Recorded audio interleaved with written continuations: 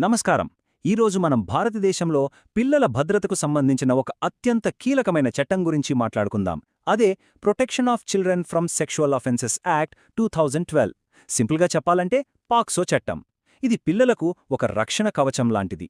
అసలు ఆ కవచం ఎలా ఉంటుంది, దాని ప్రత్యేకత ఏంటి, ఇప్పుడు వివరంగా చూద్దాం.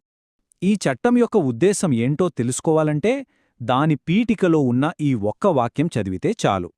ప్రతి దశలోనూ, అంటే రిపోర్ట్ చేసిన దగ్గర్నుంచి తీర్పు వచ్చే వరకు ప్రతి విషయంలోనూ పిల్లల మంచి, వాళ్ల శ్రేయస్సుకే మొదటి ప్రాధాన్యత ఇవ్వబడుతుంది. ఈ ఒక్క సూత్రం మీదే మొత్తం చట్టం ఆధారపడి ఉంది. మరి ఈ చట్టం ఎవరికోసం, ఎవరిని కాపాడటానికి? చట్టం చాలా స్పష్టంగా చెబుతోంది. 18 సంవత్సరాలలోపు వయసున్న ప్రతి ఒక్కరినీ పిల్లలుగానే పరిగణిస్తుంది. అమ్మాయి, అబ్బాయి అనే తేడా లేకుండా అందరికీ ఈ చట్టం వర్తిస్తుంది. సరే, ఈరోజు మన చర్చలో ఏమేం విషయాలుండబోతున్నాయో ఒకసారి నమస్కారం. ఈరోజు మనం భారతదేశంలో పిల్లల భద్రతకు సంబంధించిన ఒక అత్యంత కీలకమైన చట్టం గురించి మాట్లాడుకుందాం. అదే protection of children from sexual offences act 2012. సింపుల్గా చెప్పాలంటే పాక్సో చట్టం. ఇది పిల్లలకు ఒక రక్షణ కవచం లాంటిది.